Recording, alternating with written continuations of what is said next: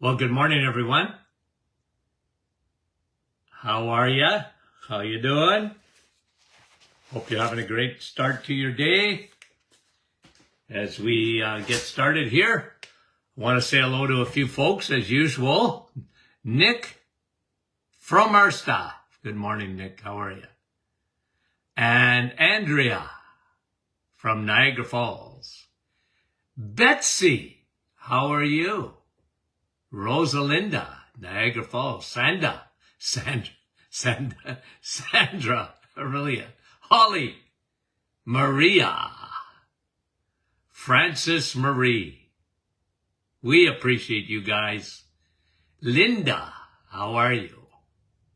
And Mary, Adeline LaSalle, Amelia, and Wendy, Markham, Nellie, Yolande. Good sunny morning for sure. Pauline, Rita, Maria, Rita, another Rita. We appreciate you guys. And Dave from Muskoka, Tina, Nova Scotia, and Janice, and Rita, and Diane, Thunder Bay, Catherine, Newfoundland, Shelby, another Linda from Pennsylvania. Welcome. 3 Ritas this morning. Sherry, Jeanette, Samuel, NM, what's that? Dolores, Marilyn, Anna, St. Catherine, Jeanette, our staff, Celine, Bonjour, Kristen, Zian, Rosa, having her coffee, Joanne, Esther, Chantal, Bonjour, Ottawa, Hazel, St. John's, Newfoundland. Oh, beautiful. Beautiful place. Diane, Deb, Detroit, Michigan, Brahim, our friend from Portland, Oregon. Another Linda, Fran, Orangeville. Good morning. Sturgeon Falls, Alma, and Rita and Mike from Valparaiso. Beverly, Campbellford at the cottage. I didn't sing Sherry. I know. Star, how are you? Jane. Marie. Okay. And Carol. Couple more. Let's get going. Leanne. Kitchener. Sandy. Sunshine. Isn't that beautiful? Lynn. Viderma is out. Brenda. Good morning. Here we go. So what we're looking at, guys, this morning, we're looking at, I want to continue on depression. We've been talking about that. We talked about yesterday the real connection in terms of taking history, looking at antibiotics, and looking down the road. And, we talked about the gut-brain connection. And there's a huge connection there. And the more we study the microbiome, the more we study bacteria, the more we realize that that is essential for your health. And we talked about that yesterday. Okay, so and it's always fascinating stuff, right? But today what I wanted to do is talk to you about 2 areas of the brain that get affected by stress, okay? And we're going to talk a little bit more about depression. What I found over the years in depression, what was consistent that I saw. But I got to bring you, and I've said this to you before, but chronic stress. And the Bible has it right, because it says chronic stress leads anxiety, okay, uptight, the drip, drip, drip of cortisol has a major effect on the body because it was never meant to be. Never meant to be. No one was built for chronic stress. We're built for stress. Yeah. You're built for, you have two organs in your body, the adrenal glands, that are built for stress. So, not to have any stress. Come on. What planet are you going to live on? Are you taking off with Elon Musk not to have any stress in your life? But what cortisol does over a period of time, it's not meant to be. It's not meant to be drip, drip, drip, drip of cortisol. And you know what, guys, it's not negativity when I say, why the heck don't we know more? Or why isn't it tested more, cortisol? And again, they do a blood test, it's hard to get physicians to change their mind. They don't look at stress the same way that someone holistically should look at it. Because when you understand the physiology of what stress does, we talked about yesterday the SSRIs,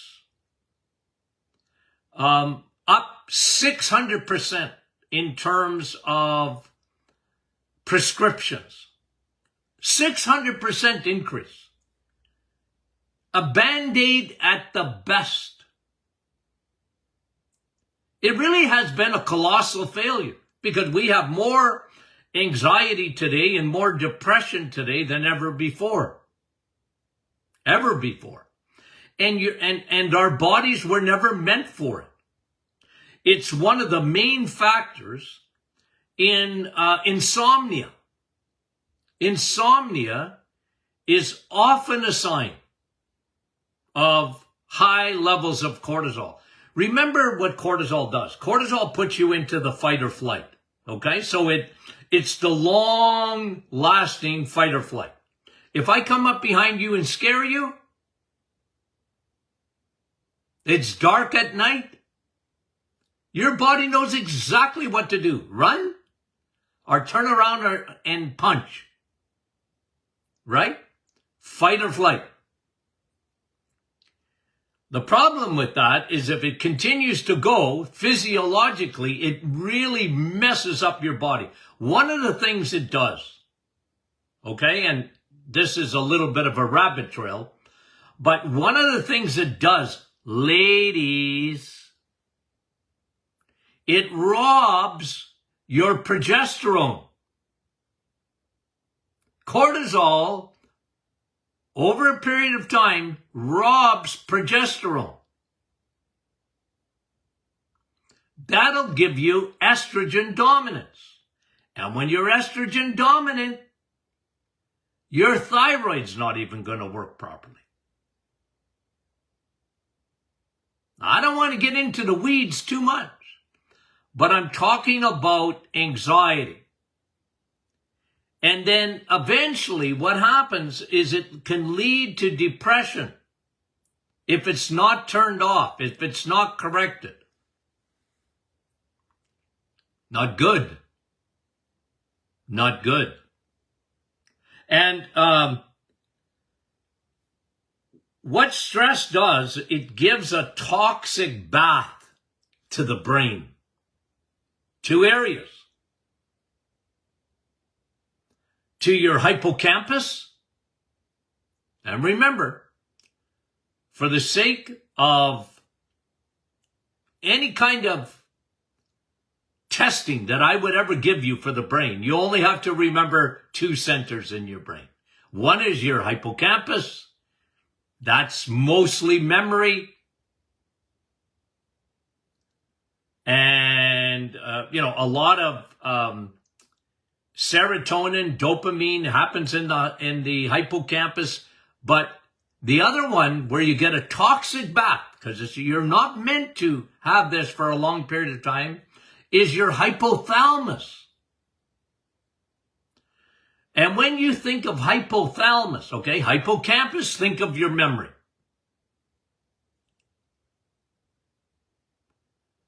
Hypothalamus, think of your hormones.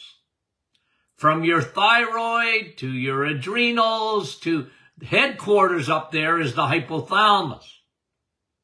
That controls your hormones.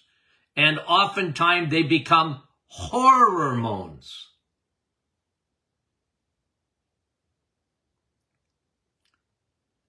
So anxiety over a period of time.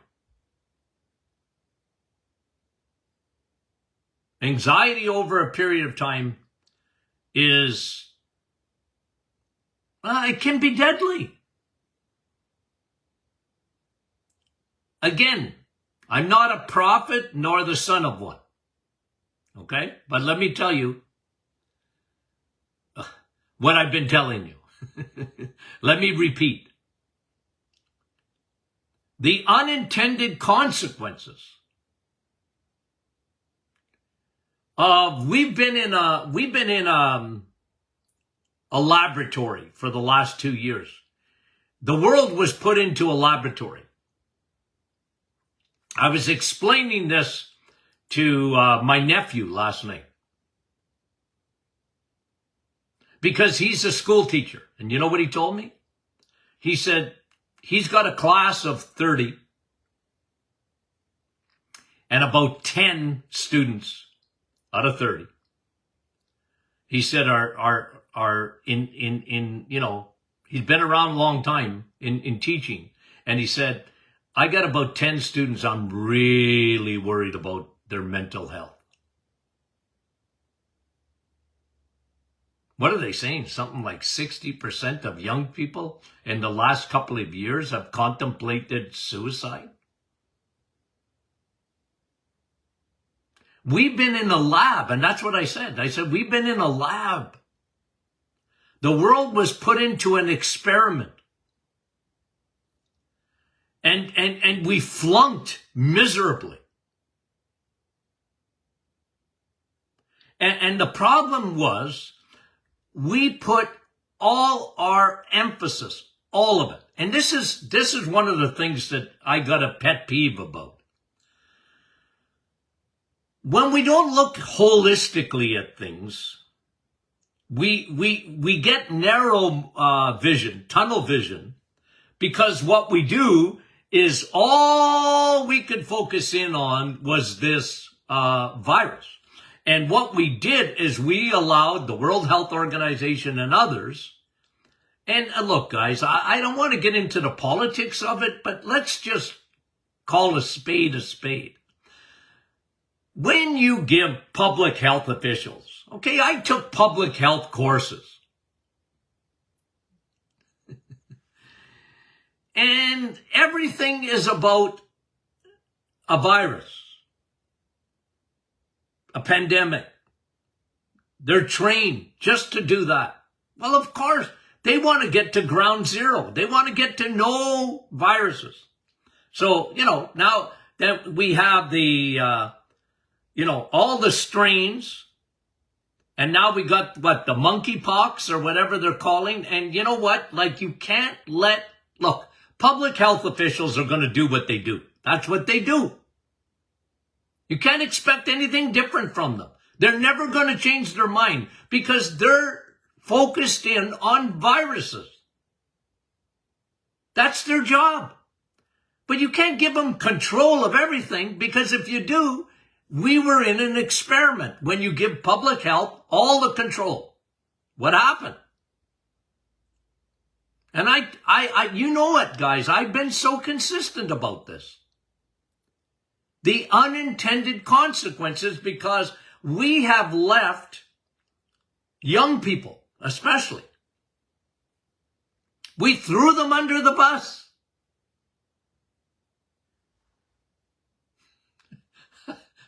I was telling my nephew, I said, if I was a kid, like I majored in recess, you know, if you would have asked me to do my schooling online when I was a kid, a teenager, I would have went crazy. You know, like,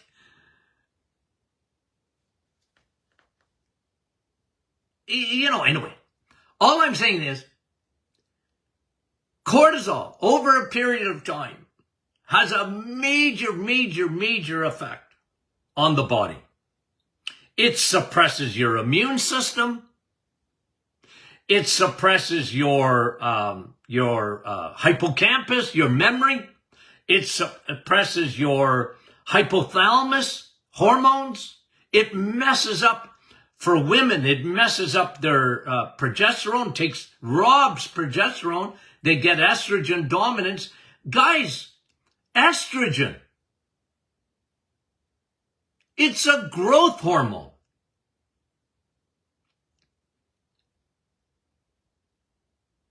It makes cancer grow and grow and grow.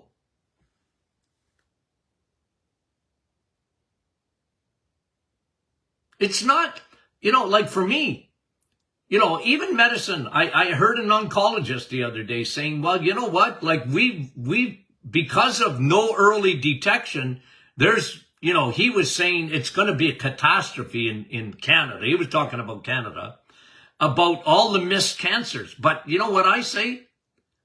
I take it a step even farther back. I don't want people to get cancer in the first place. Never mind early detection. Is that you're promoting cancer when you increase the stress hormone cortisol. Because it'll mess up.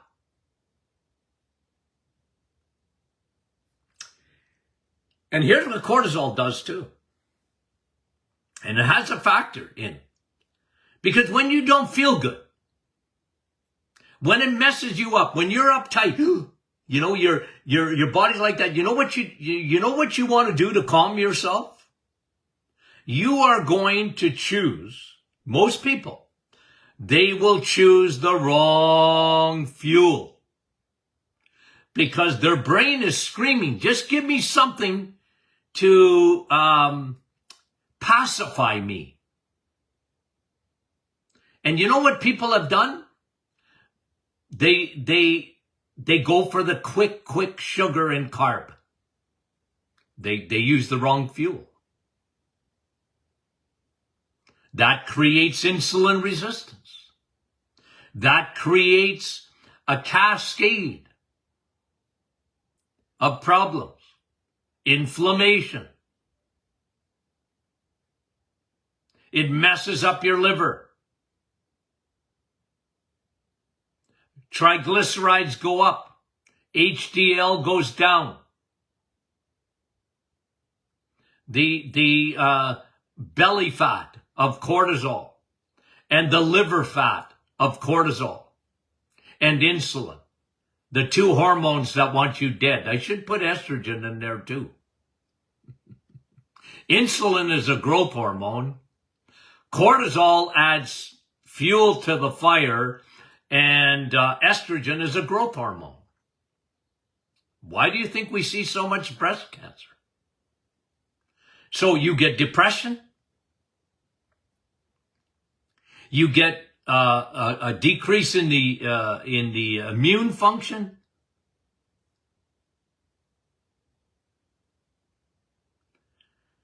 And you have a cascade of problems. Now, here's what I saw in my clinic over the years. Because I was big on testing cortisol. I was big on it because I understood its significance. And a lot of people, when I used to tell them, your cortisol's through the roof, you know, they were surprised and they weren't. They were surprised because nobody ever talked to them about it.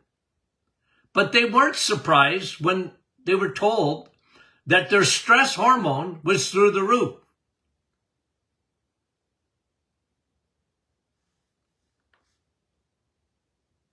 And stress, I guess it's normal. Well, it's really not normal over a period of time. Your body's not made for it. And here's some of the other things that I saw, okay? Like we talked about it yesterday. One thing for sure, you see somebody with depression, anxiety, the two-headed coin, the twin tower, anxiety and depression. When I used to test in my office, you know, here's what I saw consistently. High levels of cortisol, okay? So that was one, obviously, because I tested for it. What else did I see? Low levels of B12. Low levels of B12. B12 is a stress vitamin. Your stress will rob you of B12, and lack of B12 will increase your cortisol. It's a double whammo. B12 gets robbed. That's why I am so insistent on testing B12. Get your B12 tested. It's very important. It's an enormous biomarker.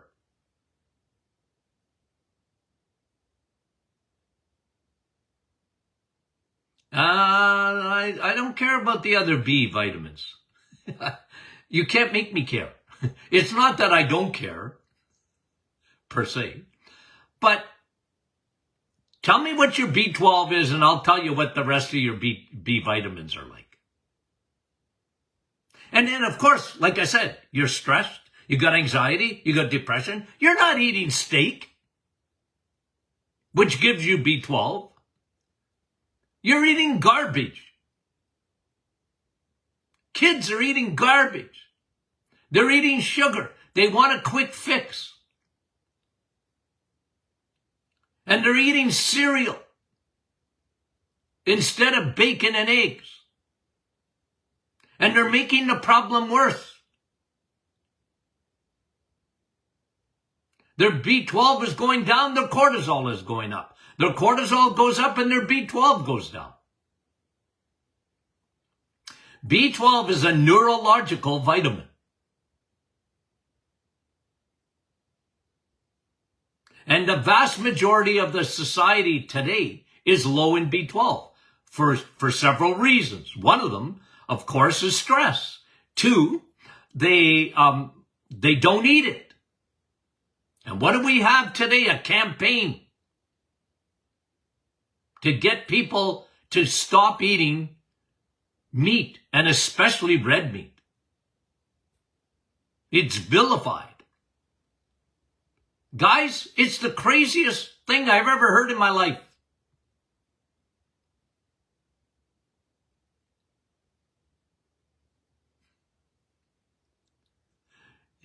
It is, because it's the most nutritious food in the world. God put B12 in steak so that you could eat it. Not that you could say, oh, steak is acidic and steak and the environment and steak and you know, better to eat what? Soy? Fake burgers? But it's the lie, and people, it's the young people especially. They don't go over an old goat like me, you know? They're not trying to convince me, an old goat. They're going after my grandchildren. That's who they're going after, and my great-grandchildren. And they're indoctrinating them. Coming to a theater near you in school. Climate is everything. They're going to take away my truck. Well, you're not going to be able to afford to put the gas in it.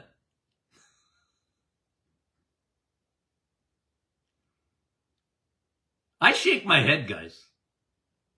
It's a head shaker.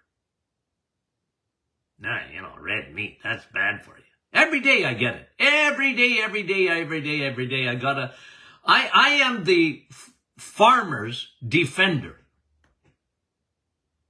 There's nobody that will defend a farmer like Dr. Martin.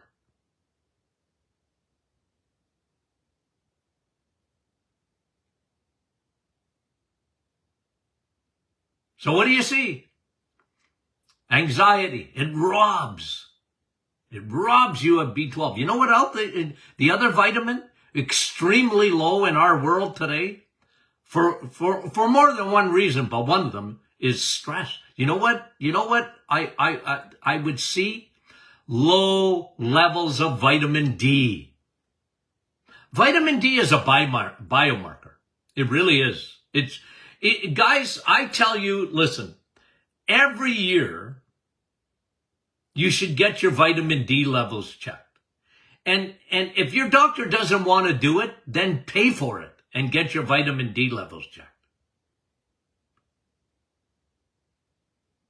Everybody in the world, if the government, if medicine would wake up and smell the coffee, if they understood the importance of vitamin D for everything, Viderma, the sunshine vitamin, and 80 to 90% of the population is low in vitamin D. And if you're a bad eater, I'm not talking to you because you're smart. My audience is the smartest audience in the podcast world. I have no doubt about that. And you know me, I test you. I want to know if you're listening, Linda. Are you? Listen. I know you do. Smartest audience. Tony Jr. and I were talking about that the other day. We got the smartest audience. Go to our Facebook page, Smart. Somebody will ask a question and then I don't even have to answer. I got 40 people coming. Whoop, whoop, whoop, whoop, whoop. Here's the answer to it. I love it. Smart. I'm giving all of you an honorary degree in nutrition. I'm going to tell you something. You know more about nutrition than 99% of any doctor that I've ever met in the universe, and I mean it. Because they drink the Kool-Aid.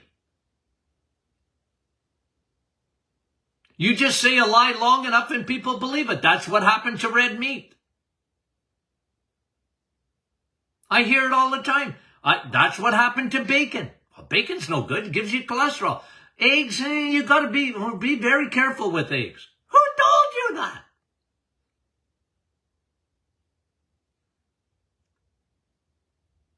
Well, they say.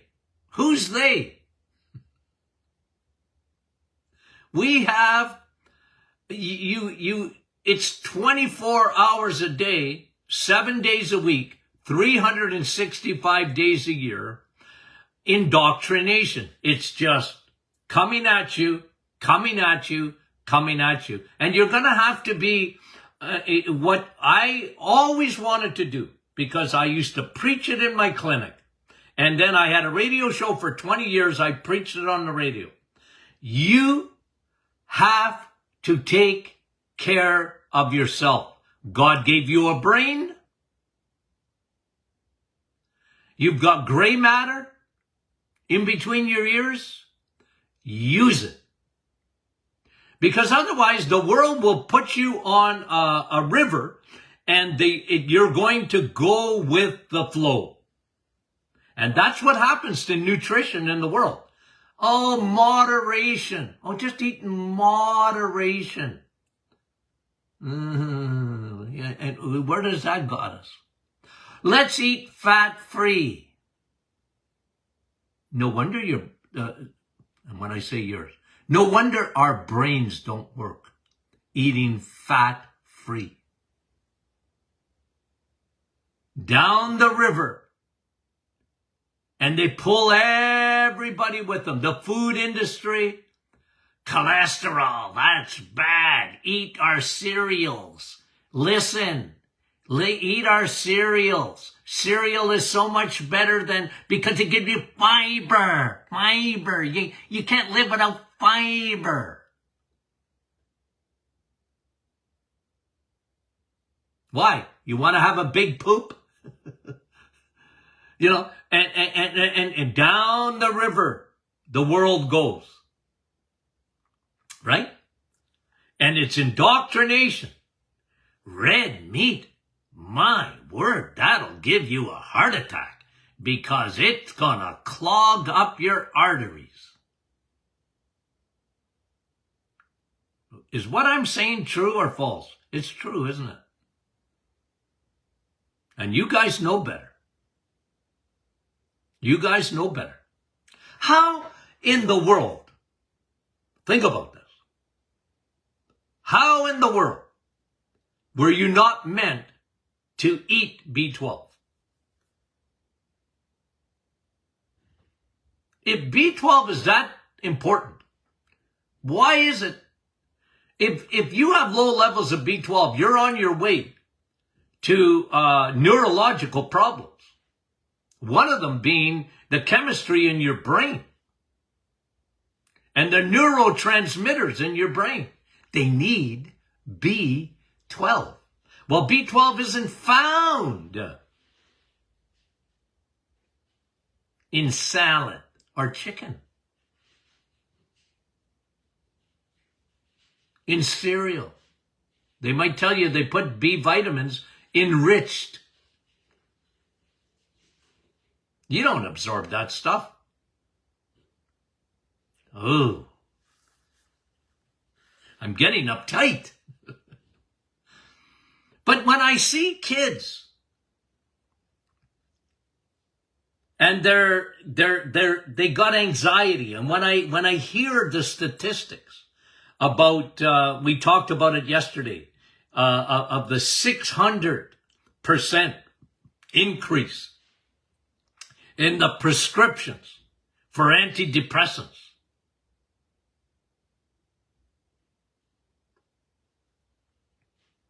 Guys, that is a crime, in my opinion, against humanity. It's a crime. Because they're not looking at the underlying factors. They're, one thing that here's what I saw every time. Okay, low B12, vitamin D, just about without exception. High cortisol, obviously, right? Insulin resistance. Insulin resistance. Insulin is food. And when the world insists on being carboholics, because that's what the world insists that the world becomes, the Pied Piper plays his little flute, and he says, follow me to the land of carbohydrates.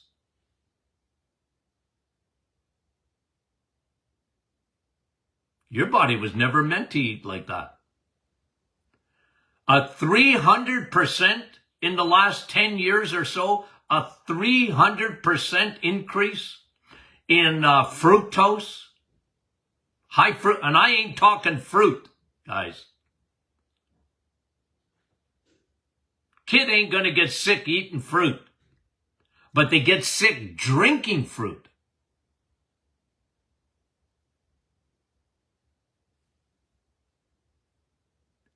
high fructose corn syrup.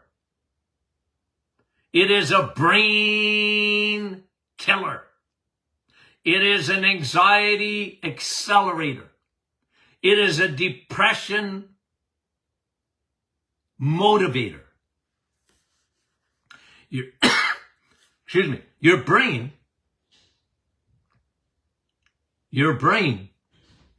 is headquarters. It's the federal government. And if you give it carbs for fuel, it has to have energy. It'll say, okay, that's what you're giving me. And of course, what sugar does to the brain, other than it just completely saturates it. Terrible bath of sugar is not good for the brain, but the brain will take it and then it will get hooked on it. Do you think the food industry is stupid? Do you think they're not marketing geniuses? Not only are they advertising, but they know how to make food addictive. When they make Oreo cookies or ice cream or whatever, and they put high fructose corn syrup in it, do you think they don't know what they're doing? It will it's like cocaine to the brain, man. And then you're hooked. And then they have a lifelong customer. And then they'll say, sugar's not bad, in moderation. And Dr. Martin gets a migraine thinking about what they do and what they've done to our society, to our mental health. Food is a big thing, guys, in mental health. It's a big thing. Never talked about. Never talked about. We don't have enough Dr. McEwens around at the University of West Tennessee who teaches her students the importance of nutrition and their brain. I admire that. I admire that. Light years ahead of her time.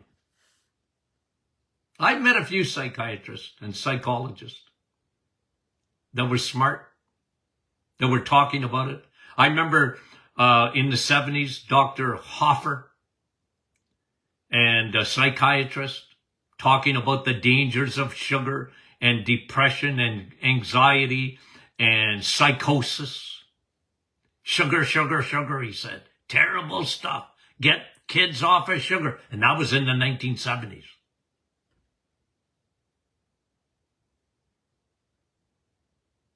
But he was a lone ranger. Medicine never accepted, even though he did research to prove it to them. Okay. Did I get off on a tangent this morning? Guys, I'm going to leave you with this. Frosted Flakes are not great. Frosted Flakes are not great. Tony the Tiger. I love the name Tony, you know. But Tony the Tiger's not your friend.